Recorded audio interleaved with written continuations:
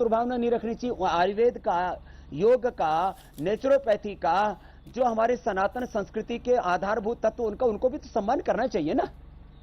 अब ये पूरी एक बहुत बड़ी इसके पीछे एक ताकत खड़ी है।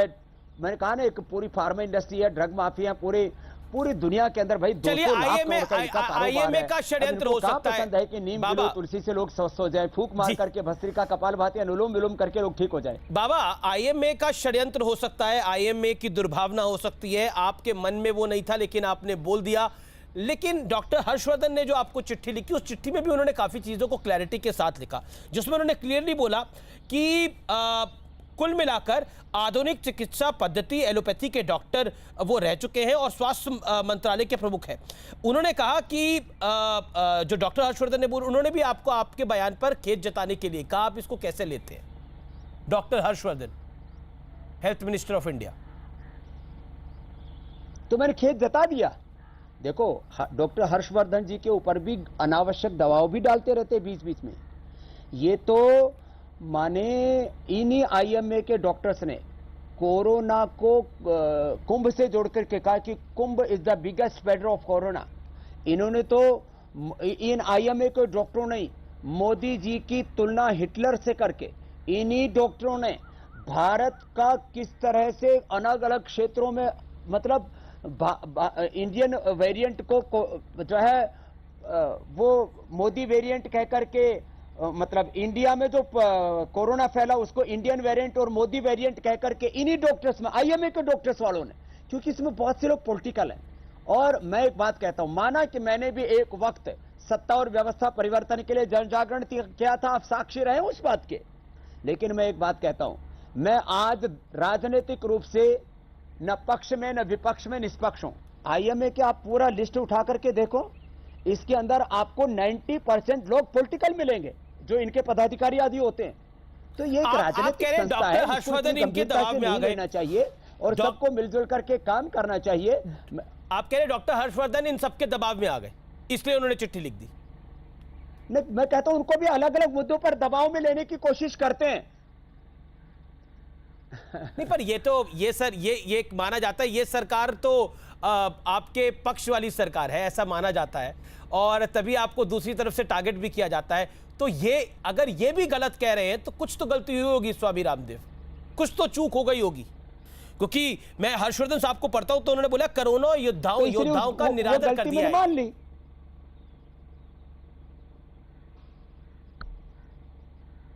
नहीं, देखो दरअसल क्या है, वो पूरी बात एक लाइन मेरा बयान निकाल दिया ना, उससे दिक्कत होगी। और मैंने कोई ऑफिशियल बयान नहीं दिया था, कार्यकर्ताओं के बीच में ऐसे बैठ करके बोल रहा था, किसी ने उसको फेसबुक लाइव कर दिया।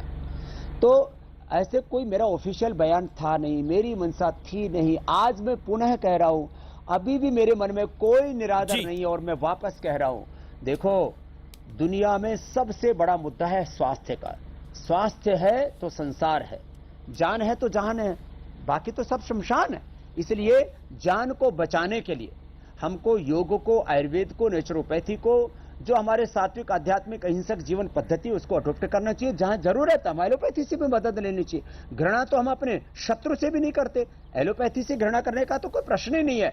लेकिन प्रश्न यह है कि योग, आयुर्वेद और नेचुरोपैथी से, वैदिक संस्कृति से कुछ लोग घृणा क्यों करते हैं? आप अभी गूगल कीजिए और आईएमए और आयुर्वेद निकाल के दीजिए, वो हमको सूडो साइंस क्यों कहते हैं, वो अपने पूर्वजों की ज्ञान परंपरा का अपमान क्यों करते हैं? जब हमारे पूर्वजों ने, महर्षि चरक, धर्मंत्री, गौतम कराद, जमिनी, पाणिनि, पतंजलि ने, हमारे पूर्वजों ने जो हमें ज्ञान की विरासत दी, भगवान बुद्ध, भगवान महावीर, गुरु नानक देव ने, जो हमारे 4 वेदों ने, 11 उपनिषदों ने, सांख्य, योग, न्याय, वैशेषिक, वेदांत, मीमांसा, दर्शन ने, आखिर उस ज्ञान परंपरा का आप तो कम से कम अनादर मत कीजिए। चाइना अपने ज्ञान परंपरा का अनादर नहीं करता, और मैं तो सभी पूर्वजों को समान रूप से सम्मान देता हूं। मैं तो कन्फ्यूशियस को भी और चाणक्य को भी, मैं तो आइंस्टीन और न्यूटन को भी। अब जैसे ये हमारे जो पदार्थ विज्ञान को मानने वाले, जो ऊर्जा के सिद्धांत को मानते ही नहीं, केवल जब शरीर को एक यंत्र मान करके, एक इंस्ट्रूमेंट मान करके, एक मशीन की तरह इसके ऊपर काम करना चाहते हैं, ये है इनकी बाबा रामदेव। क्योंकि आप आज जन अदालत में क्या होना चाहिए, मैं न्यूटन के साथ आइंस्टीन को भी मानता हूं, मैं डार्विन के साथ में ले मार्क को भी मानता हूं। बाबा, क्योंकि आप जन अदालत में लाइव है, इस समय बहुत से लोग सोशल मीडिया पे आपसे सवाल पूछ रहे हैं। एक आप पे आरोप ये लग रहा है, आईएम में भी लगा रहा है और कई एलोपैथी के बड़े बड़े प्रोधा आरोप लगा रहे हैं कि बाबा रामदेव अपनी दवाइयों को बेचने के लिए, अपना बिजनेस बढ़ाने के लिए ये सारा खेल खेल रहे हैं। सुबह सुबह वो योग शिविर लगाते हैं और उसमें एलोपैथिक डॉक्टर को गालियां निकालते हैं, उनको बुरा भला बोलते हैं, अपनी दवाई बेचने के लिए, कोरोनिल बेचने के लिए, अपनी बाकी दवाइयां बेचने के लिए, पतंजलि का टर्नओवर बढ़ाने के लिए। है ही नहीं ना। देखो, यह आरोप है आप पे। देखो हमारे पास तो जितना सेटअप है, हम तो जितनी अभी डिमांड है उसी की पूर्ति नहीं कर पा रहे। हमारे पास में आप पिछले जो है 6 महीने का रिकॉर्ड, 1 साल का रिकॉर्ड निकाल लीजिए। हमारे पास में 5-6 करोड़ गोली डेली बनाने की कैपेसिटी हम अपनी फुलफिल नहीं कर पा रहे हैं। अमीश भाई, हमारा कोई किसी को कोसना, किसी को दोष देना, किसी को नीचा दिखाना कैसे मकसद हो सकता है? हमने तो मित्र से चक्षुषा सर्वाणि भूतानि समीक्षन्ताम एकत्वम अनुपश्यत, हमने तो सहनाओ तो सहनौ भुनक्तु के गीत गाए। हम तो एकत्व सा अस्तित्व, विश्व बंधुत्व और सामंजस्य के, वननेस को एग्जिस्टेंस हार्मनी के उपासक है। अब इतना हमारे कोई एक एलोपैथी का एक भी आप बड़ा हॉस्पिटल बता दीजिए जहां पर आयुर्वेद के ट्रीटमेंट की, जो कि रिसर्च एंड एविडेंस बेस्ड भी मेडिसिन है, वहां पे उसकी उपचार की व्यवस्था हो।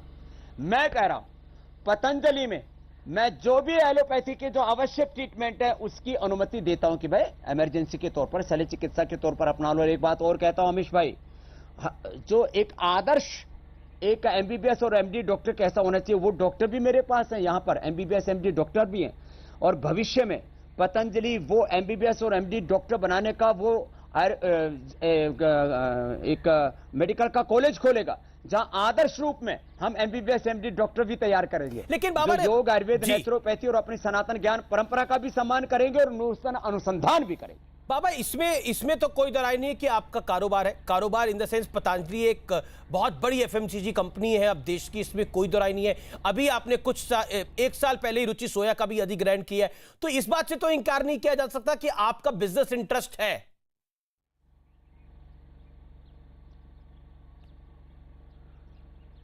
देखो, मैं पुरुषार्थ जो करता हूं उससे अर्थ आता है जी, लेकिन वो सारा अर्थ परमार्थ के लिए है ना मेरे भाई।